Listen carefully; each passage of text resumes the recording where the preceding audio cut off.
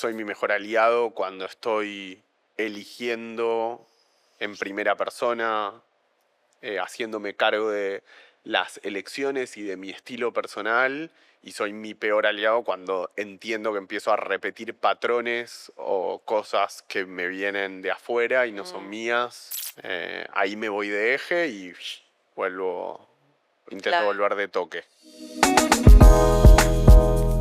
Bienvenidos a Circuitos Inusuales, un podcast de Yuki donde conversamos con hacedores creativos sobre los estímulos, desafíos e interrogantes que los trajeron hasta acá. Porque como nos gusta decir, la creatividad tiene su propio recorrido. Mi nombre es Josefina Rodríguez Egaña, fundadora de Yuki y anfitriona de este nuevo espacio que tanto nos entusiasma. Yuki es una comunidad y agencia creativa que reúne el talento de esta generación. Busca ser plataforma de expresión cultural y de exploración de ideas, promoviendo la búsqueda constante y la colaboración como forma de hacer.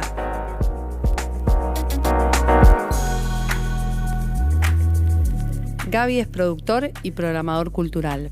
Es un emprendedor creativo nato y un gran generador de equipos de trabajo. Es el creador y director de Camping, referente total de la música emergente y la detección de nuevos talentos. Desde Camping, como productora, impulsa ciclos y conciertos en Barcelona y desarrolla festivales en el sur de Argentina que reúnen a más de 5.000 personas. Su hito más reciente fue la realización de un festival para más de 40.000 personas en el planetario, marcando el comienzo de Camping como festival.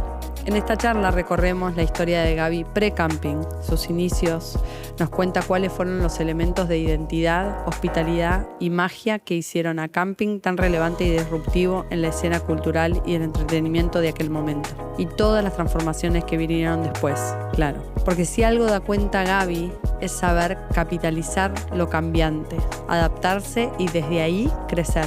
Una charla fascinante de planificación, determinación caprichosa y visión. Emprendedor de pura cepa, con ustedes, Gaby Balán. Gaby Balán, gracias por venir y estar acá en Circuitos Inusuales. Muchas gracias por invitarme. ¿Cómo estás?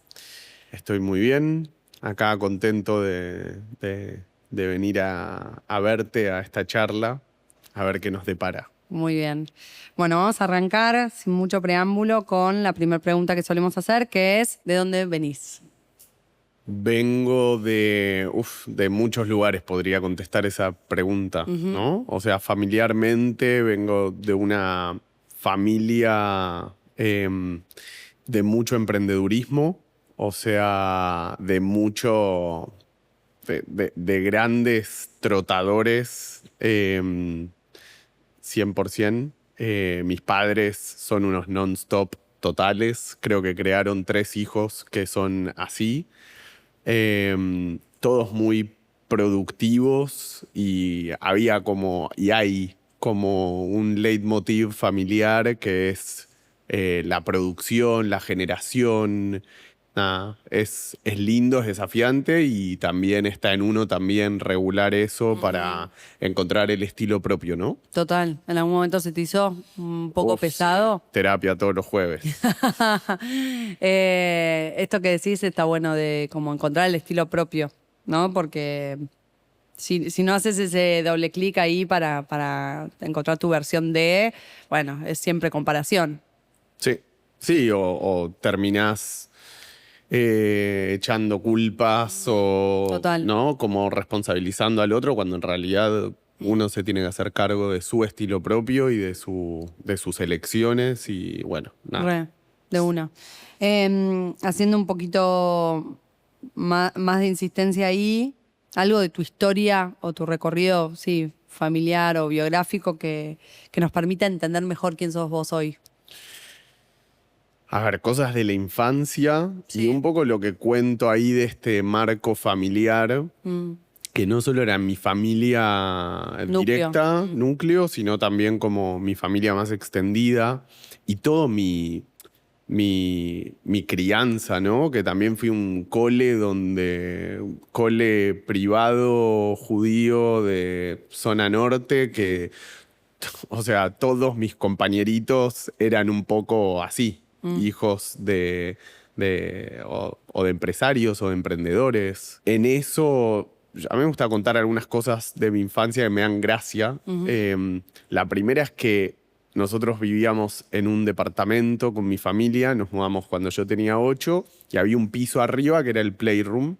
Y mis hermanos mayores, yo soy el hijo menor de 3 hermanos varones, iban con sus amigos arriba a juntarse, a ranchear, y yo subía y les tomaba el pedido, les ofrecía, en un momento les empecé a ofrecer como una carta de qué había de comer abajo en la cocina. Obviamente no compraban nada, yo tenía 8 años, pero entré a Word y con WordArt puse Gaby's Bar. Buenísimo. Y les empecé a cobrar por llevarles comida. Nada. Genial. Buenísimo. Primera cosa ridícula, pero viste cuando encontrás eso en temprana edad es un indicador. Sí, total. El segundo emprendimiento fue un videoclub también, que empecé a comprar pelis, no sé, ya cuando estaba en la secundaria, a los 12, 13 años. Y llevaba un catálogo a todos mis compañeros y todos, y empecé como a curar pelis y a encontrar pelis y bueno, me alquilaban películas. Y lo tercero ya en la facultad también, no lo había pensado, pero se dio justo que cuento uno de cada etapa. Ya de grande, el primer deseo que se me arma cuando termino la facu era como una obsesión de ir a vivir a New York. Como que quería ir a vivir a New York. Y en eso ya llevaba 3 años como macerando la idea y cada vez con más ganas. Y para mí se me iba a dar cuando terminara la facultad, cuando me recibiera. ¿Y de dónde salen esas fantasías? Muchas veces de Hollywood, este caso de series que estaba de New York, me moría ganas de ir. Y la peli era pasar Año Nuevo en Times Square, ¿no? Esa era como la foto. La imagen. La imagen, como uno a veces tiene como un sueño, es una peli, pero a veces es una foto. Y en eso, para ese entonces, estaba trabajando en publicidad. Trabajaba desde acá para un cliente de Nueva York y en una de esas, medio año antes de que termine la facu, se me acerca mi director creativo en ese momento, Carlitos Bachetti, y me dice, che, el cliente quiere que vayas y que estés ahí en New York, hay un problema. Yo le digo, Carlitos, esto es el sueño de mi vida, o sea, no puedo creer lo que me estás diciendo, termino la facu y voy. Terminé, fui. Y había que ganar un pitch ahí en New York para ganar el cliente el año siguiente. Y me fue mal, no fue mal. Y de repente yo ya había, cuando armé las valijas para irme, era yo voy, lo gano, me quedo, este es el sueño cumplido. Y de repente me quedé, no te digo en Pampa y la Vía, sino en la 42 y la séptima. Pero dije, che, yo renuncié a mi laburo de Argentina, no quiero, acabo de tener un epic fail bastante fuerte donde me tengo que volver. Y también fue una época de crisis en general en mi vida.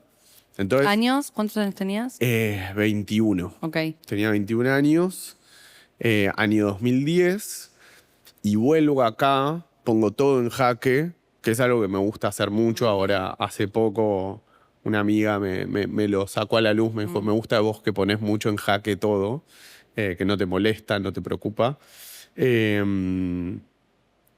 Y cuando volví acá, un poco pataleando con el destino, dije como, che, mi sueño era esa foto de Times Square, era, no sé, febrero, marzo, abril, y yo dije, yo me voy a New York, no sé ya si me gusta New York, no sé si me quiero dedicar a la publicidad, no sé qué quiero hacer. Estaba como en una época difícil y dije, me voy caminando a New York. Me voy a tomar el tiempo de ir a pie. Ok. Y eso implicaba, me puse como 3 reglas, autorreglas. Sí. Autoimpuestas, que era solo ir por tierra. La segunda, o sea, se podía ir eso o sea, no se podía ir por avión. Claro. Podía ir a dedo, en moto, en un bus, en un bote, en un barco, lo que sea, pero no en avión. La segunda era que había $25 por día como Ok. budget para limitarme. Y la tercera era que no podía volver por un camino que haya tomado. Esa era la Ok. más simbólica, ¿no? Ok. Pero bueno, entre Muy las bueno. 3 reglas se me armó el viaje, pues yo no tenía idea cómo iba a llegar a New York desde Buenos Aires, desde mi casa en Sí. Soldado y Maure. Y así fue armándose el camino y tardé, yo sabía que quería estar para Año Nuevo, entonces sabía que eran 9 meses, era también otra vez el sentido de los 9 meses de gestación y de entender qué quería hacer para cuando llegara el 31 de diciembre. Bueno, nada. Grosso, no me acordaba de ese cuento, si es que lo sabía. Lo traigo también, me gusta mucho el título, el nombre Sí. Re, de Circuitos este Inusuales. podcast, que es Circuitos Inusuales, donde siempre escucho a distintas colegas y amigos como que cuentan sus circuitos inusuales y me representa, porque creo que toda la vida no seguí quizás el camino más, si se quiere, lógico o nada, el más no quiero decir normie Sí. ni normal, pero siempre fui muy consciente de elegir el camino propio. Claro. Bueno, como Gaby, decíamos antes. Porque mencionaste a Carlitos Bachetti, que es tipo una eminencia de la publicidad. ¿Cómo llegaste a él? La verdad, O a laburar para... ¿Cuál era la agencia en ese momento? terminé en su momento publicidad, que estudié en Sí. un par de lugares a la vez. Armé una buena carpeta como creativo y se la hice llegar. Él se estaba separando de Agulla en Ok. ese momento, en una de las separaciones, siento que hubo varias. Y se estaba armando una agencia con 2, 3. Claro. Y ahí entré yo. Bien. Y tampoco me quedó claro por qué cuando él te dice, che, este cliente quiere que vayas a Nueva York, implicaba renunciar para él. ¿Se entiende lo que digo? Porque había una agencia con la que nos íbamos a asociar. Nosotros llevamos el cliente era Shakira. Ok. Nosotros hacíamos de agencia creativa para Shakira y, o sea, básicamente pensábamos ideas desde acá, las validábamos con el equipo de New York, de Londres, y bueno, la idea era pitchear con una agencia de New York para asociarnos Ok. allá. Ok. Por eso implicaba que vos renunciaras acá y fueras para allá. Exactamente. Y ¿cuánto tiempo volviste una vez que, porque te volviste con el epic fail, como vos decís, pero después te diste cuenta llegando acá que era tipo, ¿por qué me volví? Yo quería estar en Nueva York y de ahí sale la idea del viaje. Yo estaba, eso que digo de patalear, porque estaba acá de vuelta y Claro. no era el plan. Y lo cuento esto con lo bueno y lo malo porque, digo, atrás de esas reglas que me pongo en mi viaje, de no mirar para atrás, de no volver para atrás, de autolimitarme tanto, no sé si le pasa a todas las personas, pero, viste, es como armarse una dieta Sí. que nada, te la inventás. Sí, que total. es tipo sopa a las 3 de la tarde y Sí. no sé. Como, Sí, sí, como que creo que son como formas también de darle marco a una búsqueda, ¿no? Para que no sea tipo vos solito en el universo ahí suelto a la deriva, decir como, bueno, le voy a armar como una consigna. Y tiene esa cosa medio Boy Scout en tu caso, digo, como me parece que hay algo ahí medio... Bueno, va a tener estas premisas que lo hacen una aventura, ¿viste? Lo convierten en un desafío, en una aventura. Sí, yo Gaby, creo que también hay algo atrás que también me hace mucho, no quiero ser reiterativo con esta palabra, pero es de sentido, de que creo que siempre intento vivir que mi vida, o sea, tenga un sentido y darle sentido, y es algo muy hermoso, ¿no? Porque uno puede vivir y cuánta gente vive nada, como sin entender, sin decir, che, este miércoles es un miércoles más, o decir como, wow, hoy puedo, no sé, hacer tal cosa o hacer tal otra, o seguir soñando para tal, o seguir emprendiendo, o inyectar a esto, ¿no? A la empresa, como... bueno. Re. Gaby, ¿quién fue la primera persona que creyó en vos? Yo creo que tengo 2 padres como muy creedores en mí, Que no es poco. que no es poco, 2 de 2. Nada, todo el contexto familiar siempre fue como muy incentivador. Y me gusta como una frase que a veces me acuerdo de mi abuelo que me decía, vos vas a ir bien, si rebotás, seguí para adelante, como una cosa que me habrá dicho a los 7 años, súper fuera de contexto, pero yo me la guardé, viste, que uno escucha Hermosa. y...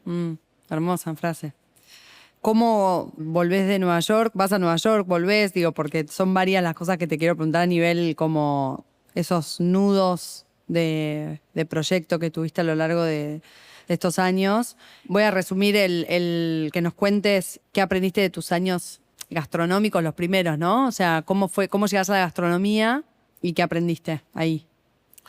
Bueno, o sea, paso el 31 de diciembre en New York, que eso no había contado el Bien. spoiler alert, que llego a New York un par de días antes de Año Nuevo.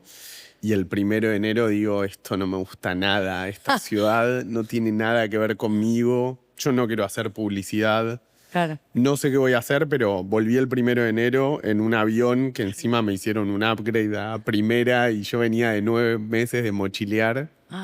Hermoso. Hermoso. Y llegué y mis viejos, durante toda mi infancia, mi familia se dedicó siempre en general una pata a real estate y una pata a la gastronomía. Siempre son como dos pilares fuertes en mi familia. Eso lo mamé de chico. Creo que mis viejos cuando nosotros éramos pibes llegaron a tener 20, 30 restaurantes en Buenos Wow. Aires. Sí, una locura. Una bestia. No, trotadores seriales, mis padres. Y aparte los dos socios, los dos, bueno, Sí, pareja, claro. socios y en ese proyecto. Y para cuando yo vuelvo de New York, tenían un restaurante en la terraza del Buenos Aires Design, ya habían vendido toda esa camada de restaurantes y se habían abierto uno solo, lo llevaba más mi vieja y mi viejo había vuelto a construir. Yo me meto en el restaurante y digo, no sé qué, pero hay algo de gestionar la experiencia que me gusta, que me atraía como la idea de meterme y empecé de host. De host fui entendiendo los distintos roles, empecé a trabajar con los managers y empecé ahí a ecualizar y regular ahí. Tu vieja full permiso te dio.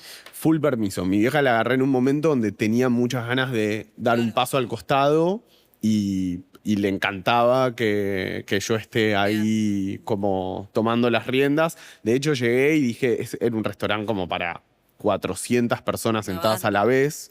Restaurantes de los que ya no existe, debe existir una Parolaccia o un Kansas que tiene tanta gente. Ese era el restaurante de mi vieja. Y yo le dije de toque como, che, lo quiero achicar, quiero hacerlo, me parece que ya no van restaurantes tan grandes, necesitas un lugar más chiquito. Nada, me dio súper espacio y lugar y confianza para ir haciendo los cambios. Y después de 2 años de esa gestión, es mi vieja la que se le ocurre, me dice, che, hay un espacio en la terraza que está libre, que no tiene restaurante. Dice, bueno, hablas con la gente del shopping para que te lo den. Y de alguna manera sacás la comida del restaurante del grande. Así que... El grande se llamaba Prima Fila. El grande se llamaba Prima Fila, restaurante italiano. Y ese espacio vacío es lo que empezó a hacer camping. Me acuerdo de ir a ese espacio en la terraza, vacío, y ver las palmeras de Plaza Francia que se venían como encima. Y no sé por qué salió algo adentro mío que era... Me salió de adentro la palabra camping. Algo que yo jamás hice. Debo admitir que soy un cheto total. Cetositaíno. Que jamás estuve en un camping. Pero que sí tuve una infancia donde... me la pasé todos los veranos y era mi hito positivo del año en los campamentos de verano de la comunidad a la que iba. Campamentos bastante religiosos, o sea, pero 3 semanas sin tecnología, en la naturaleza, Claro. mucho hablar del sentido, de los valores. algo muy lindo. Y, y ese espacio y esa naturaleza, dije que ahí empieza un proceso creativo muy lindo de camping. ¿Año? Año 2013, fin de 2013 se empieza a concebir. Yo para ese entonces había vuelto a, a una agencia creativa. Esta vez se llamaba Remolino, se llama Remolino, sigue existiendo, que la dirigía Paco Savio en su momento. Paco era mi director creativo. Claro. Y ahí empezamos, o sea, yo me quería ir ya de Remolino y de Prima Fila y como converger todo en algo donde yo pudiera mezclar esta parte gastronómica con esta cosa súper conceptual con la que no es me crié, me eduqué, ¿no? Sí, como total. que hice toda una carrera de... Y Paco te reacompañó. Y Paco me reacompañó. O sea, fue un proceso que de blanqueado con él. ¿Cómo? Fue un proceso blanqueado con él, que te querías ir de Remolino y querías armar. 100%, sí. Buenísimo. Y súper acompañado y nada, y Paco después durante muchos años siguió muy involucrado y fue un gran eje conceptualizador del proyecto, así como después fueron apareciendo distintas interlocutores y como directores creativos en Camping. Camping ya va al año 12 más o menos. Y en este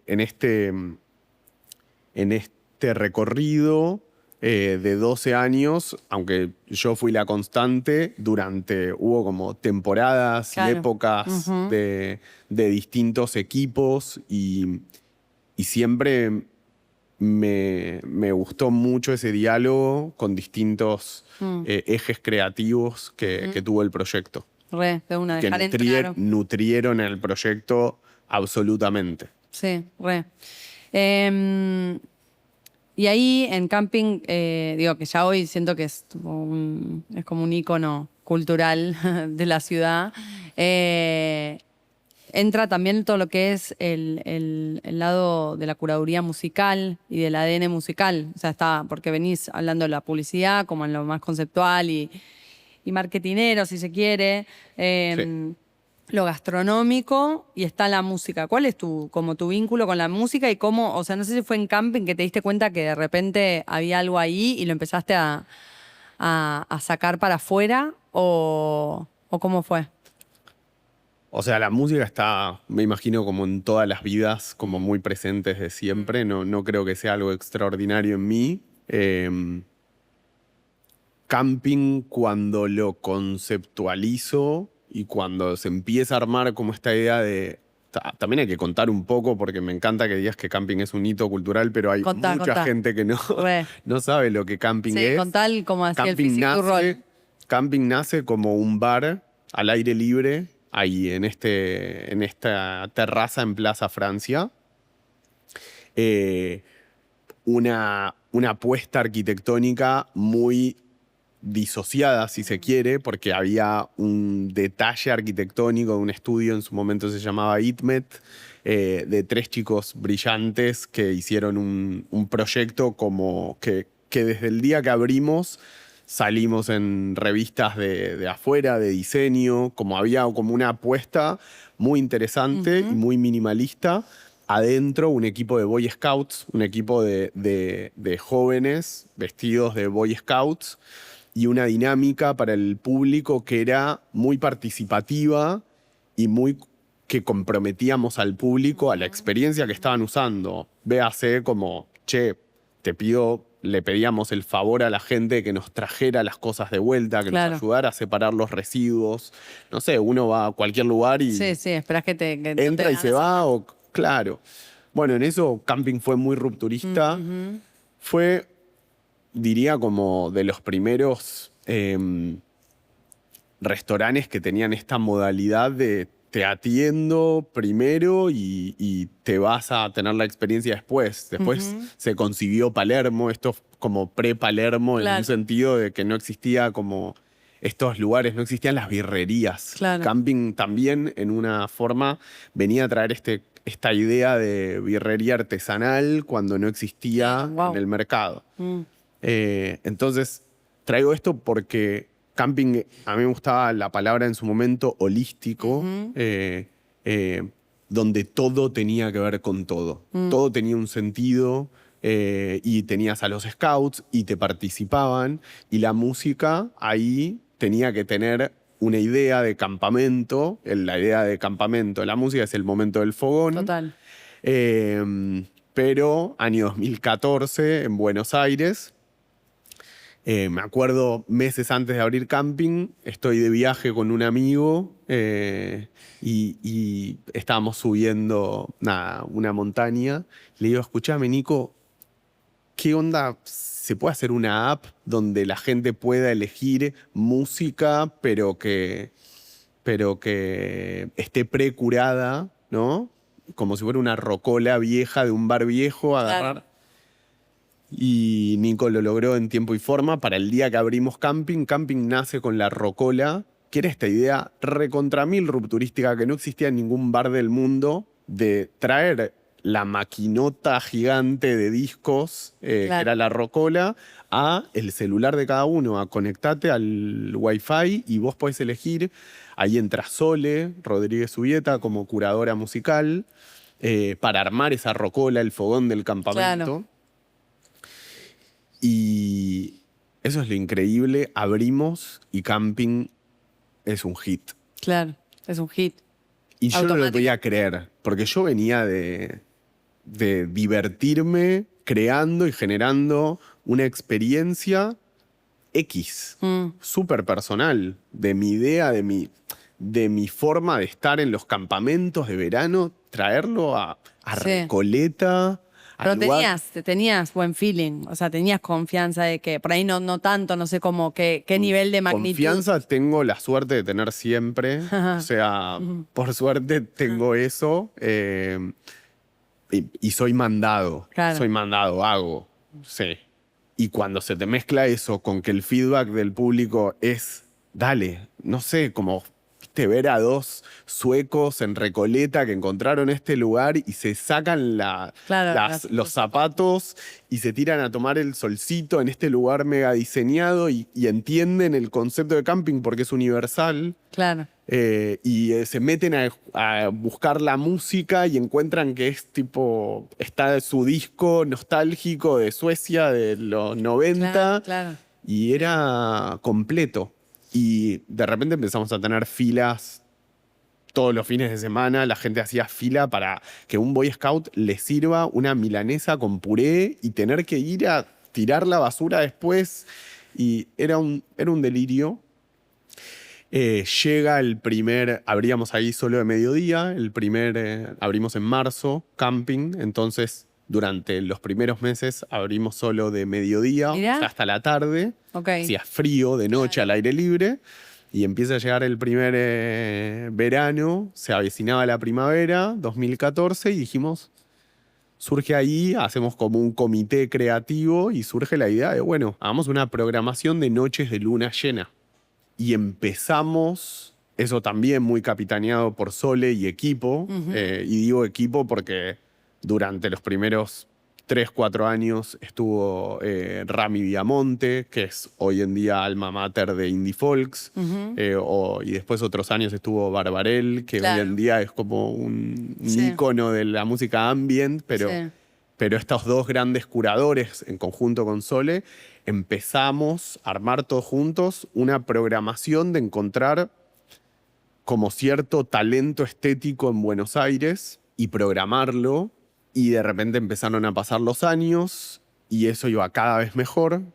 Y las noches de luna llena se convirtieron en noches de luna nueva también. Entonces, en vez de cada 30 días, lo hacíamos cada 15. 14.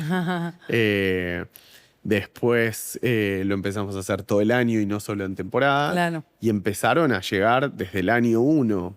O sea, viendo para atrás, por esas lunas llenas pasaron Catriel y Paco, Banda Los Chinos, Conociendo Rusia, Barbie Recanati, no sé, infinidad de lo que si vos abrís hoy un festival de música masivo, encontrás en el cartel, en sus inicios, tocaron como muy unplugged en este ciclo de camping.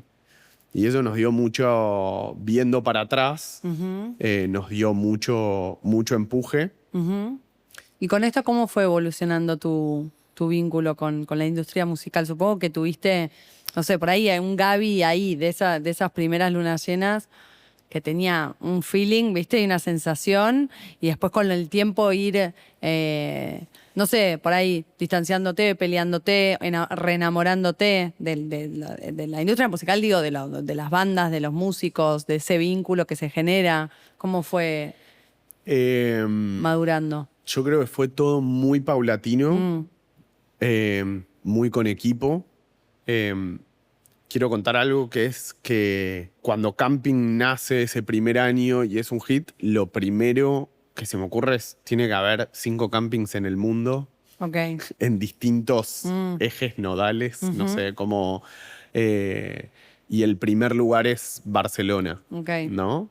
Y vamos el primer año, después de terminar la primera temporada, vamos con Paco, con más gente, viajamos a Barcelona, buscamos, empezamos a encontrar el lugar, lo encontramos, el lugar donde queríamos hacer camping, después de mucho buscar, de muchos viajes.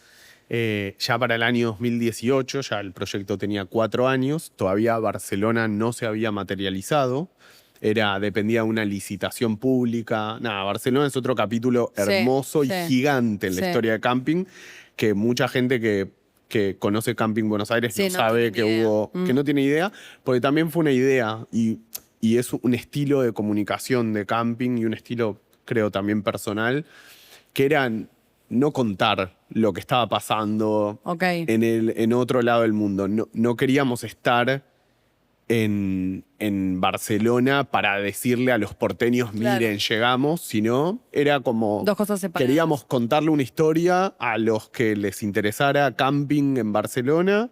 Mirá, está buenísimo. Y otra historia nada que ver al público local. En ese entonces se había sumado Maru Froman, gran amiga de toda la vida. Alias La Polaca. Alias La Polaca, que nos reencontramos profesionalmente porque nos llevábamos un par de años cuando éramos chicos, nuestros papás eran amigos, y ella entra a camping en el año más o menos 2018 y yo estaba en Barcelona apuntando y haciendo fuerza para que saliera Camping Barcelona, y Maru se queda cuidando acá. Maru le aportó mucha polenta, si se quiere, a Camping, porque la verdad es que cuando Camping nace era lo único que sucedía en esa terraza, y después de muchos años esa terraza se empezó a llenar de bares.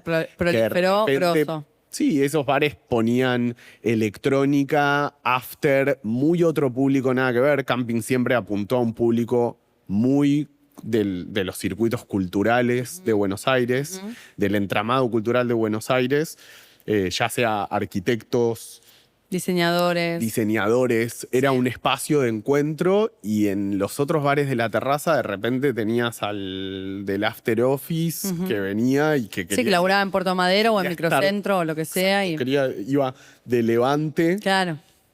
Y era impresionante. Y esos pibes de repente empezaron a romperla. Y claro, nos veíamos con Maru y con nuestro equipo, que estábamos como Boy Scouts, con la rocola, que te sonaba un tema de Tame Impala, pero un tema de Sui Generis y un tema de Shakira, y como que ya el chiste no estaba haciendo. Y Maru fue la que dijo, Gaby, hay que darle más energía, otra energía al proyecto, y hagamos también los recitales más seguido, y hagamos esto, y cambiemos, que me encanta que suene Shakira, pero que Shakira suene a las 2 de la tarde y a las 9 de la noche que suene, no sé, un artista más arriba, ¿no? Entonces, vuelvo a traer Paco, Maru, Sole, y probablemente si pongo a mencionarme hay infinidad de estabas personas re bien acompañado, recontra creativas, que armamos un equipo hermoso. Eso siempre me gustó, y también lo traigo de los campamentos, de haber sido como no sé cómo se dice, como líder de grupos y de armar grupos. Eso me encanta. Me nutro siempre de las personas. Intento... ¿Cuál es no sé si tipo, sí, tu estilo, como tu estilo o lo que has aprendido, alguna así, un one-liner de lo que es liderar equipos? De hecho, hay un nombre específico en los campamentos. ¿Cómo se llama? Decilo. ¿Campamentos judíos? Sí. Madrid. Eso, que no me iba a salir. Me sorprende que traigas y que ¿Viste? sepas esa palabra. Yo te he escuchado mucho, pero no me salía la Ahí palabra va. así. Esta no es la primer charla que tenemos, Josefina. No, más vale que no, pero sí estoy sorprendida y de vuelta me reencuentro con cosas que ya escuché una vez y que, bueno, me había olvidado, se me había desdibujado. ¿Cuáles dirías que como esto, porque lo que traes tu capacidad de armar equipos y de liderarlos, es todo un oficio en sí mismo, ¿viste? Y que a lo largo del tiempo también va madurando, va cambiando. One-liner, Sí. bien pedo porque soy larguero, Sí. ya verás. Yes, I know. Soy larguero, así que no me salen los one-liners. Así que no me jodas con el one-liner. Ni los pitch de Elevator, ni nada de eso. Yo necesito contar toda la historia. No, y en ese sentido no sé si hay una frase que pueda decir de cómo lidero. Me gusta, soy muy transparente. Soy auténtico y yo creo que eso se valora cuando sabes que tu interlocutor no te está bicicleteando ni nada, se valora la honestidad. Y por sobre todo me parece que las personas, todos tienen que desarrollarse y es una experiencia muy hermosa cuando uno se desarrolla más que cuando te dicen qué hacer. Entonces, nada, siempre está ese camino disponible en camping para todos.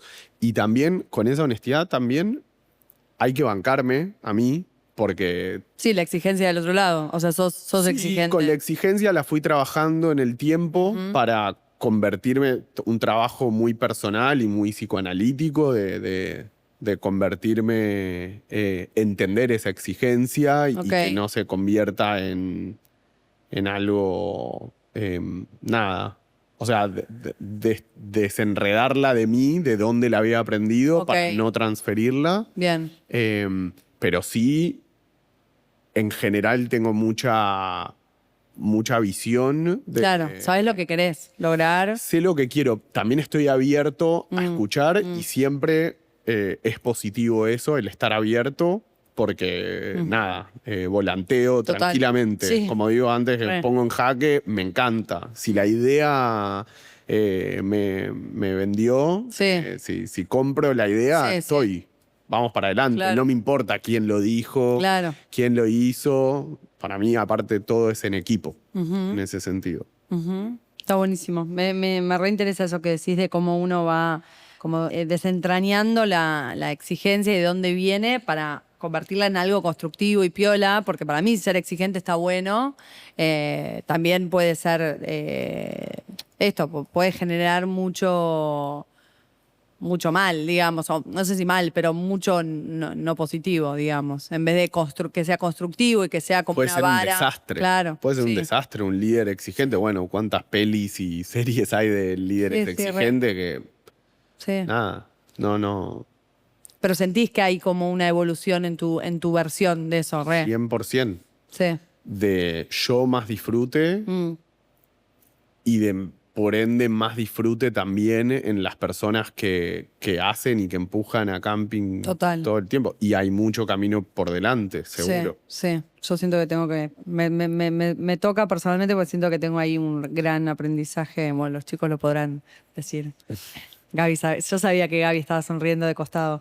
No, y quiero volver a algo que me preguntaste, ya ni me había acordado, que era la música. Sí. Camping, estos recitales eran gratuitos. Ir a ver todos esos artistas era gratis. Detalle.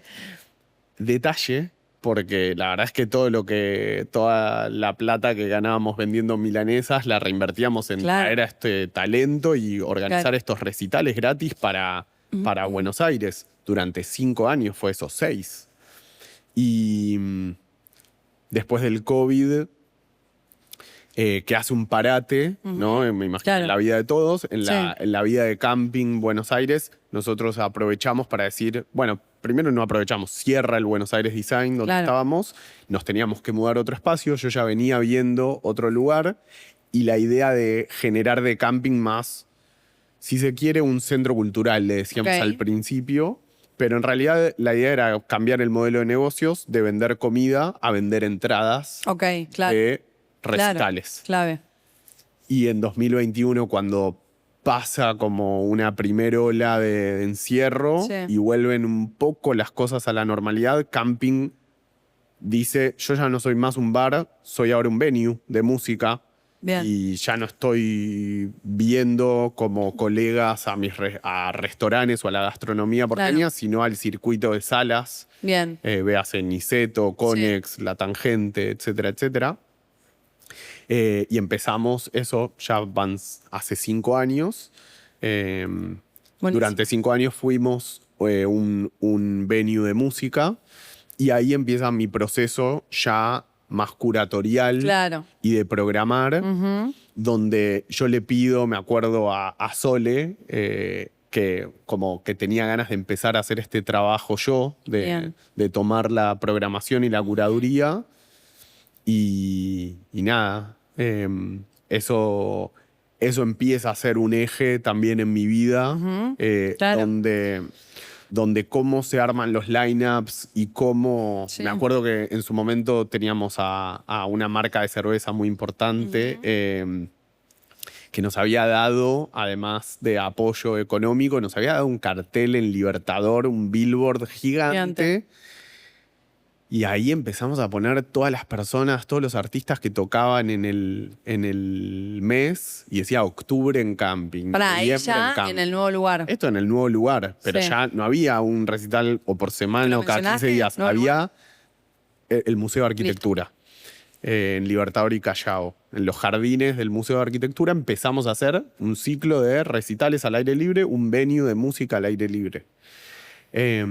Y yo veía en esos carteles en Libertador cómo armábamos el diseño. Claro, era un festival que tenía 30 artistas y ahí se empieza a armar algo más festivalero de Camping, una noción festivalera. Le decíamos en su momento, Camping es un festival que dura todo el año. Al fin y al cabo no es un día, sino es todo un año. Y después llega el primer festival de Camping, que es Bariloche, como plaza. Y bueno. Tremendo. Bariloche es otro de los 2 grandes capítulos de Camping. Bariloche es otro gran capítulo. Que es hermoso como escuchándote se va entramando lo que hay algo que se va gestando siempre hacia adelante y cómo también tenés esto que ahora lo dijiste, ¿no? De entender que la cosa va mutando y se va y los cambios se cambió el modelo de negocio y ahora somos esto y de repente, bueno, Festi y te vas a Bariloche, que cuando uno emprende es bastante sensible a entender cuánto hay que meterle a lo que está sucediendo, el pico y pala actual. Viste, como que uno labura en 2 líneas. Laburás en el pico y pala del día a día, de lo que tiene que salir bien hoy, porque si no, no tenés un mañana. Y dentro de 5 años. ¿Qué pasa en 5 años? Exacto, ¿qué pasa en 5 años y cómo vas amasando esa masa que por ahí leva 5 años de estar ahí leudando hasta que llega el momento, ¿no? Sí. Es ese doble juego que no todos pueden hacer. O sea, no es fácil ir manejando esa intensidad. No todos disfrutan. No sé. Porque hay también, porque quizás vos y yo disfrutamos de esa tensión de tener la cabeza un poco en 5 años y un poco acá muy presente. Son elecciones y estilos y nada. Sí, pero hay algo de la visión que volvés que dijiste la pasada antes y que es clave, porque sin visión no. O te dispersás mucho, pasa mucho. Bueno, yo ahora que estoy haciendo programa Yuki, que son 40 personas que están ahí entre proyectos que están por empezar, proyectos empezados y demás, es muy común que el infinito sea lo posible. Entonces te volvés loco en el infinito de posibilidades. No, muy tóxico el infinito. Sí, en vez de decir como, che, veo este es el 2.0 de camping, este es el 3.0 de camping. El infinito, alias el todo, es la nada. Nada, total, 100%. Entonces sí, hay que ver algo y caminar para ese lado.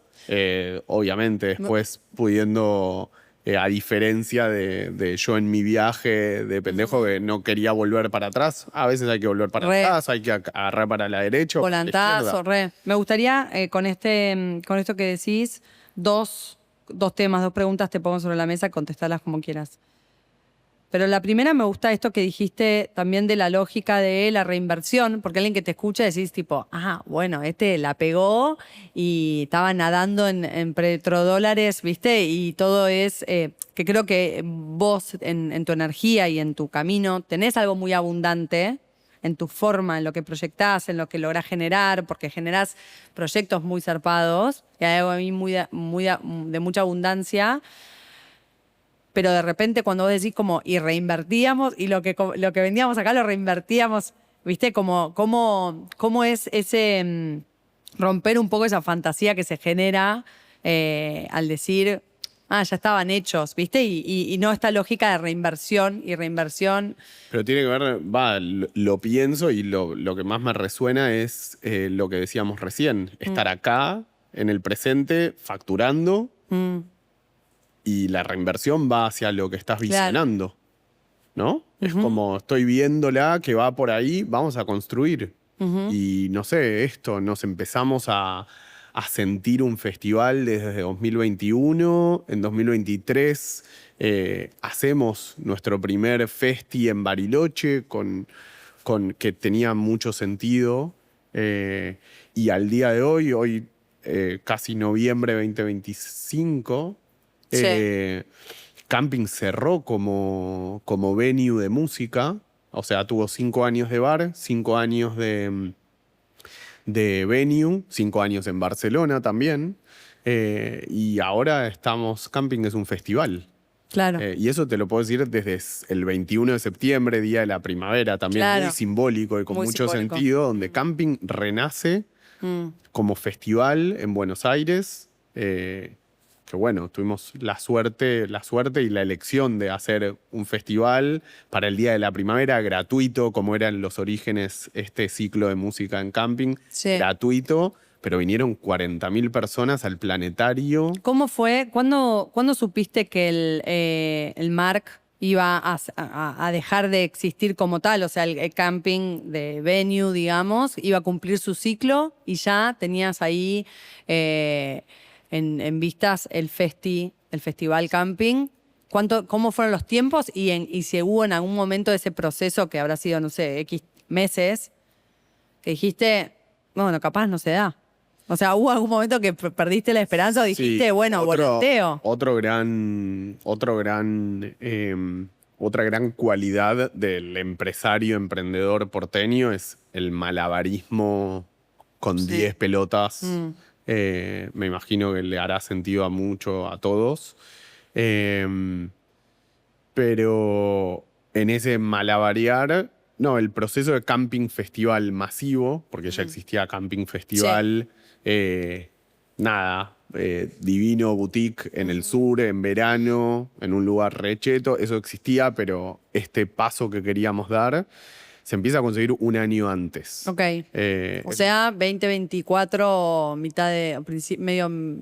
abril. Es un proceso, una conversación que empezamos con el gobierno de la Ciudad de Buenos Aires, porque también voy un par de años para atrás, cuando Camping abre en 2021, después del COVID, éramos de los pocos actores culturales de la ciudad haciendo recitales, queriendo volver a la normalidad, y fuimos los primeros que reabrimos como sala. Claro. O sea, las salas quizás estaban acostumbradas, las salas que mencioné antes, estaban acostumbradas a laburar para 1.000, 2.000 personas. las restricciones del COVID te dejaban hacer recitales para 100 personas. Probablemente para los dueños de El Conex o Niceto dijeran tipo por 100 personas no me rinde ni abro, y para nosotros era nunca vendí 100 entradas, es un montón, ¿cómo voy a hacer? Dámela, sí, quiero. Y el aire libre. Y empezamos a producir en el medio de un contexto que la gente estaba muy asustada y todo, con toda la normativa, empezamos a producir 10 recitales por fin de semana, de jueves a domingo. Los sábados y domingos había una función a la 1, a las 3, a las 5 y a las 7 de la tarde. Tremendo. El mismo artista. Claro. Me acuerdo, el SAR tocó a la 1, a las 3, a las 5 y a las 7. Tremendo. Saludos a su manager, su ex manager, y a los chicos que se la bancaron.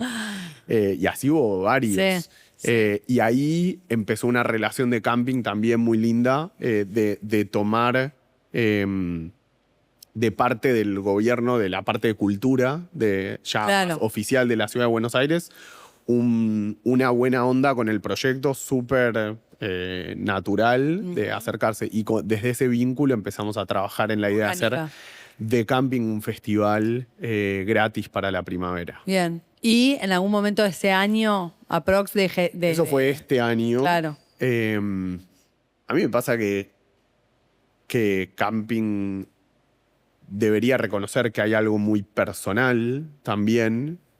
No deja de ser algo que existe o deja de existir y va para un lado o para el otro por mis ganas, ¿no? O por mi visión o por mis ganas o lo que sea.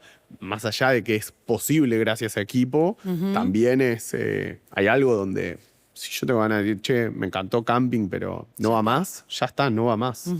Y en ese sentido también muy, no sé si caprichoso o arbitrario, pero me aburro también, como en mi faceta creativa me aburren las cosas. Y así como durante 5 años me encantó hacer un bar y durante 5 años me encantó hacer un venue, ya no me desafiaba más. Y creo que el desafío que estamos viendo ahora es Camping Festival. Y venimos de uno y ahora estamos yendo al otro. Qué clave es ese momento previo a... O sea, como uno va detectando adentro el aburrimiento y el sinsentido, cuando empieza a perder el sentido y el aburrimiento y necesita un gancho de algo nuevo para decir, ahí me tenés otra vez, ¿viste? Como ese drive a decir, voy a buscar esto. Y es esa cosa entre desafiante y ambiciosa que necesitamos para una zanahoria en el futuro, ¿viste? Para salir a buscar. Y también la noción de que en el lugar que estás visionando hay más guita. Claro. ¿No? Hay más abundancia todavía. Crecimiento. Y más crecimiento. Entonces también digo, la visión es un poco de todo. Es la visión, la ambición, el aburrimiento, las ganas, esto es todo. Sí.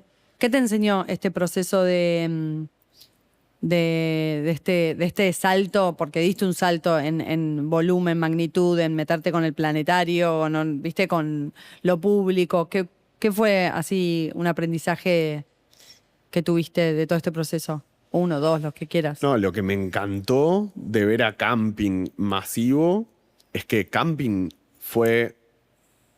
es como si ahora hicieras en 2014 un starter pack de cómo es el indie hipster porteño.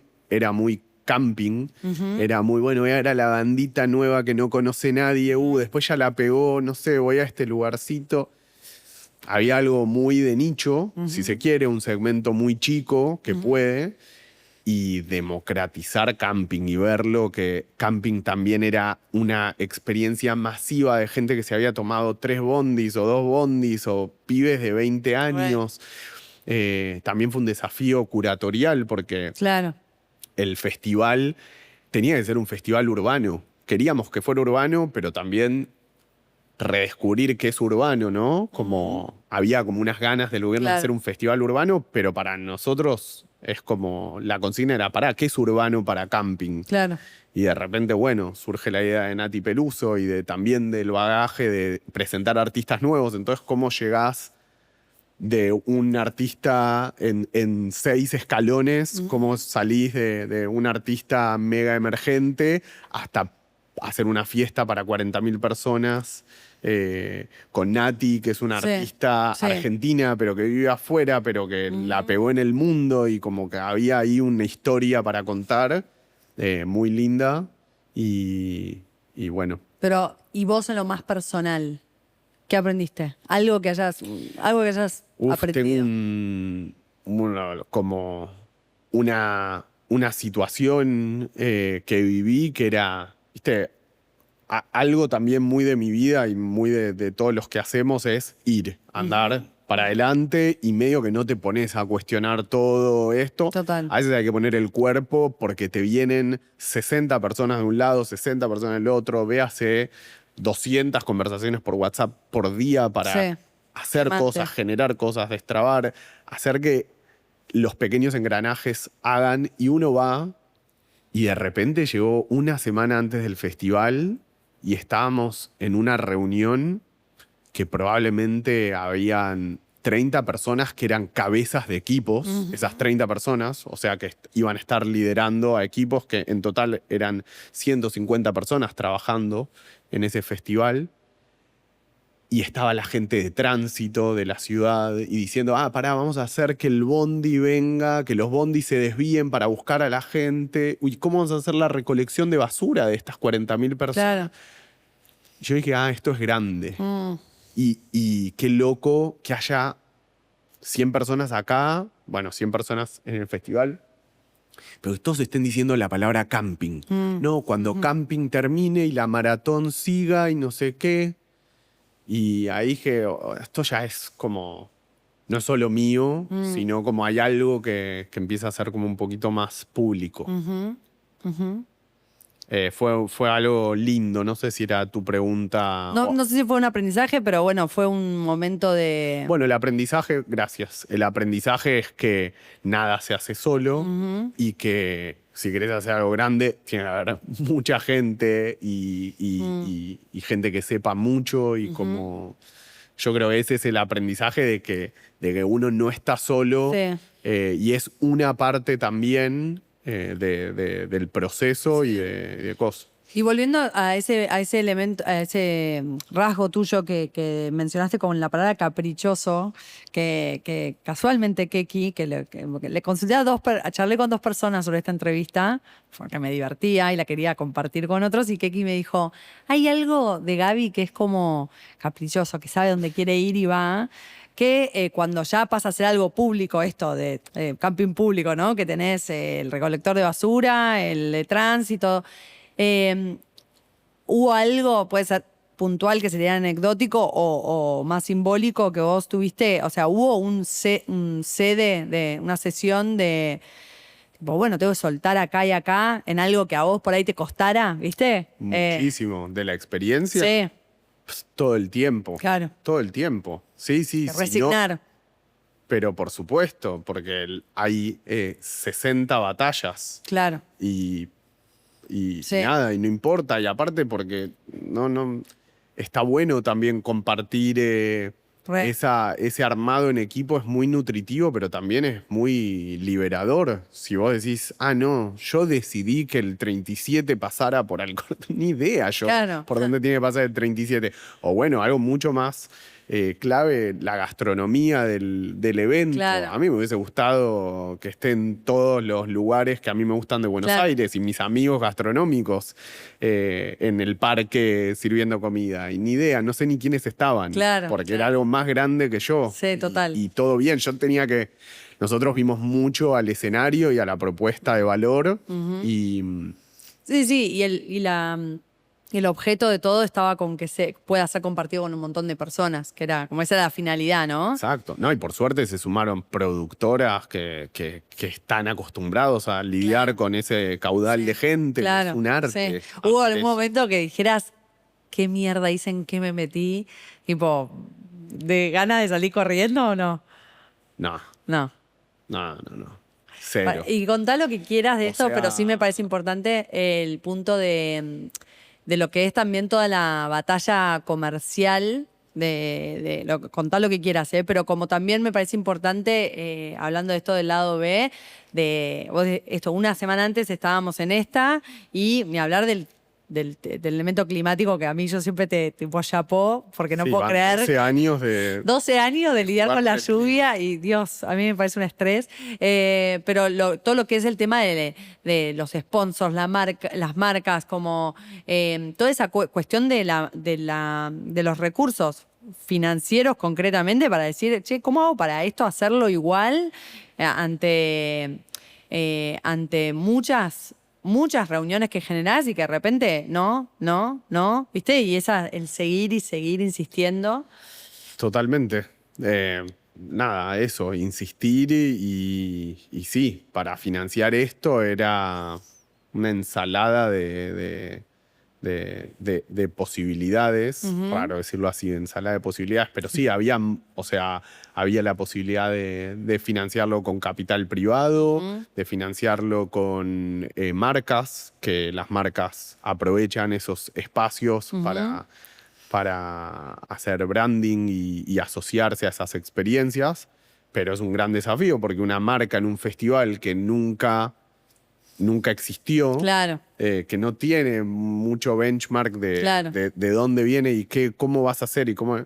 Las marcas no se te suman. Hubo marcas que se sumaron, gracias a Dios, y les agradezco mucho a los sponsors que tuvimos. Los audaces que confían en la primera vez. Los audaces que confiaron, porque no tuvimos marcas de tercer categoría. Tuvimos marcas internacionales que se la jugaron a asociarse a camping como festival. Y todas quedaron muy contentas. Pero fue un riesgo. Total. Y bueno, eso sí, si querés lado B, es mucho estrés.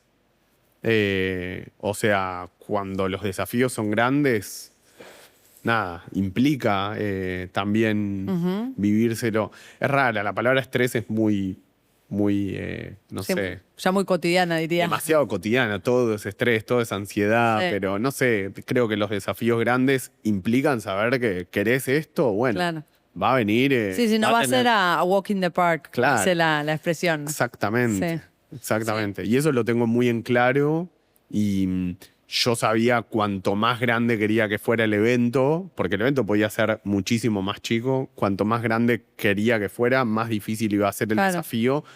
Pero otra vez, me fui a Nueva York en vez de por avión y resolverlo, me fui 9 meses. Te conseguiste tu hazaña, digamos. Me gustan las hazañas. Es como algo muy estructural en mí, como, no sé, lo disfruto, me gusta el desafío grande. Hermoso. Está buenísimo porque uno a veces antes de aceptarlo y abrazarlo, ¿viste? Puede durar los años más primeros, cuando uno arranca, a veces hasta que no lo entendiste y lo abrazaste, te peleas un poco, ¿viste? Uno se pelea con uno mismo en el ¿por qué te metes en esto? ¿Qué necesidad de...? Y de repente, ¿quién me mandó a mí? ¿Quién me manda a mí? Y de repente, tipo, es parte de vos, abrazalo, ¿viste? 100%. Creo que mi viejo, tuvimos una charla en ese proceso de mientras yo hacía el festival y él me decía, ¿por qué te gustan las cosas tan difíciles? Yo le decía, no sé, pa, esto es como, le dije, vos probablemente construías edificios de 3 pisos en barrios residenciales chiquitos y un día quisiste hacer una torre. Digo, esta es mi torre. Hermoso. Nadie lo mandó a mi viejo a hacer torres. Total. Gaby, para ir cerrando, voy a hacer algunas preguntas que tengo acá que son más así concretas. Vos contestarás como quieras porque sé que no te gustan las preguntas así tan concretas. ¿A qué le tenés miedo? A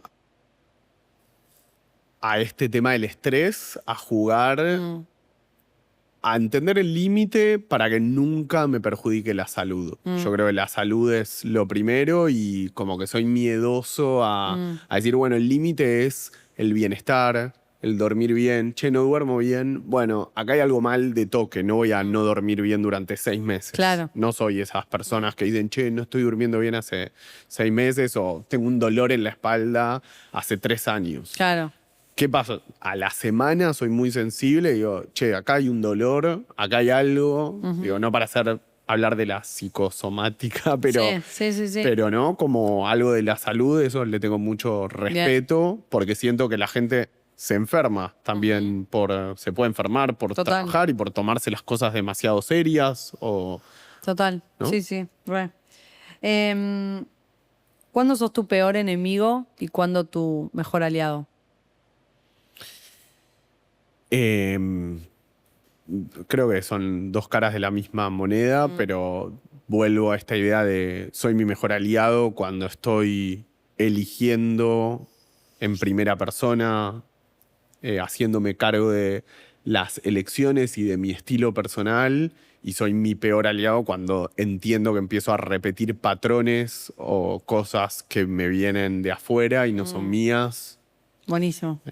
Ahí me voy de eje y intento volver de toque.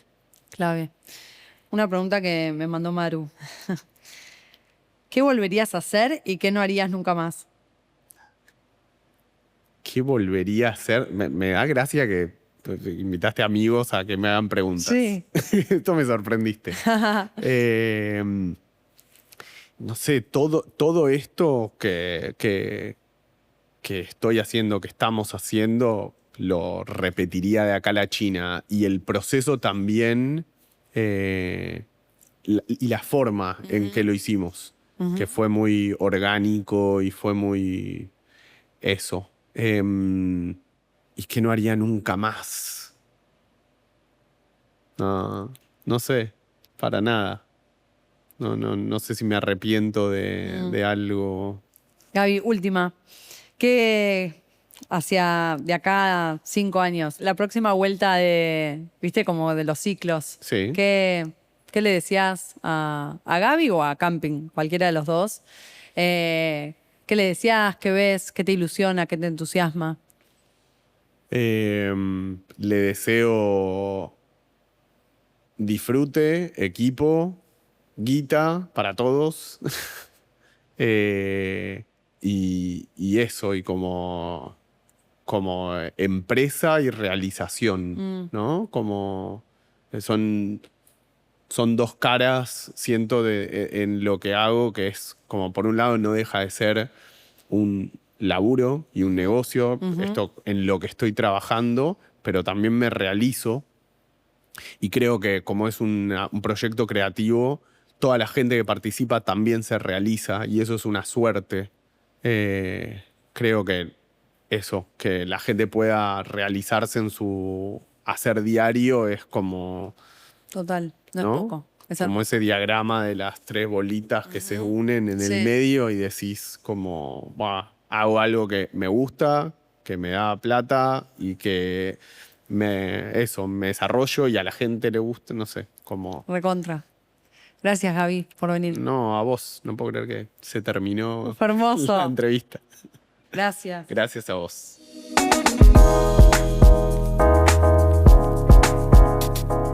Como habrán notado, a Gaby lo conozco hace mucho.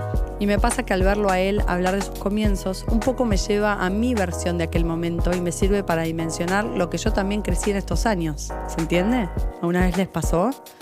Bueno, cuando me despedí de Gaby, post grabación, le hice esta misma reflexión al equipo de Yuki y enumeré las cosas que aprendí de Gaby, lo que me enseñó verlo, ser y actuar a lo largo del tiempo. Y aquí va. Por un lado, como pescaron en la entrevista, Gaby es muy dueño de sí mismo. ¿Qué quiero decir con esto? Se hace recargo de lo que quiere, de lo que duda, de lo que necesita saber o entender para tomar una decisión sobre algo. Se permite hacer silencios cuando aún está buscando las palabras para decir algo o simplemente pensando. Se da lugar a preguntar y repreguntar hasta terminar de entender. Algo re simple y quizás les parezca pavo, pero para mí es un micro superpoder. Gaby no es complaciente. No rellena los espacios en blanco atropellando el entendimiento. No termina las frases del otro. No se conforma rápidamente con lo primero que le ofrecen, sino es a priori lo que él quiere. Y no le da pudor un silencio que al otro puede incomodarlo. Tampoco le da pudor ser puntilloso con un pedido. Lo comparo conmigo, que muchas veces me voy al mazo por no incomodar o por atropellar mi propio deseo en pos de ser más conveniente para el otro. Es un micro superpoder.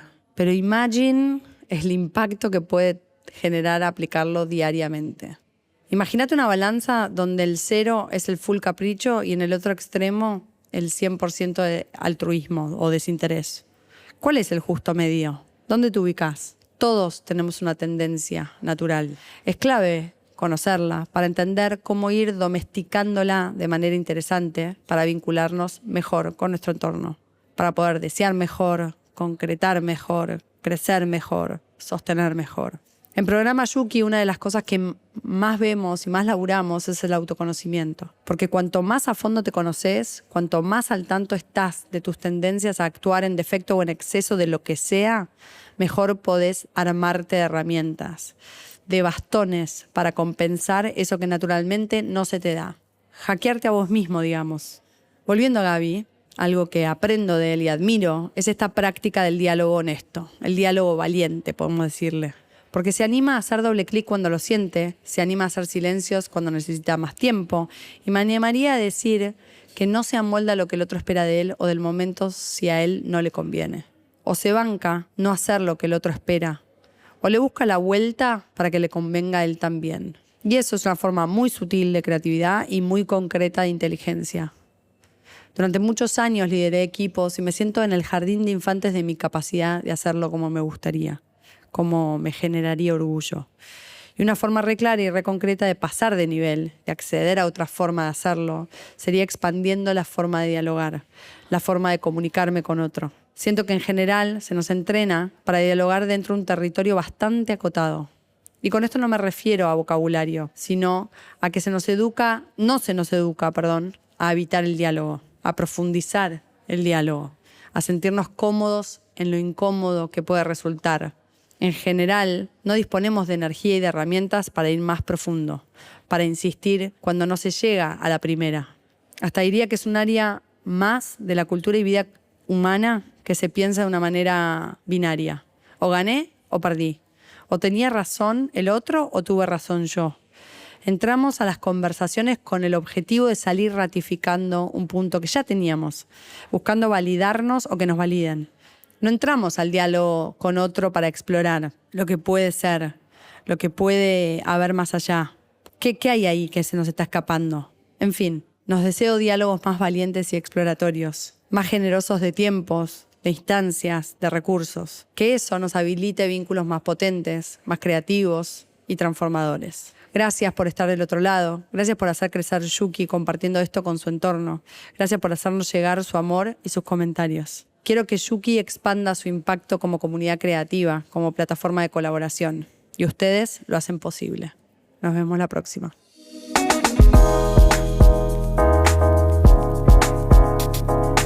Esto fue Circuitos Inusuales. Idea original y producción de Yuki. Búscanos en redes como Yuki Culture. Agradecemos a Huerta Coworking por el espacio. Josefina Rodríguez Egaña fue la host. La producción y el guión estuvieron a cargo de Gabriel Kirchuk y Janela Bornisen. Operación y edición por Julián Danel. Identidad visual y comunicación estuvo a cargo de Catalina Luza, Janela Bornisen y Victoria Brouchi. Música original a cargo de Hernán Espaleta. Si te gustó este contenido, seguinos en Spotify y espera las nuevas entregas. Puedes ir a nuestras redes y comentarnos qué te pareció. Hasta la próxima.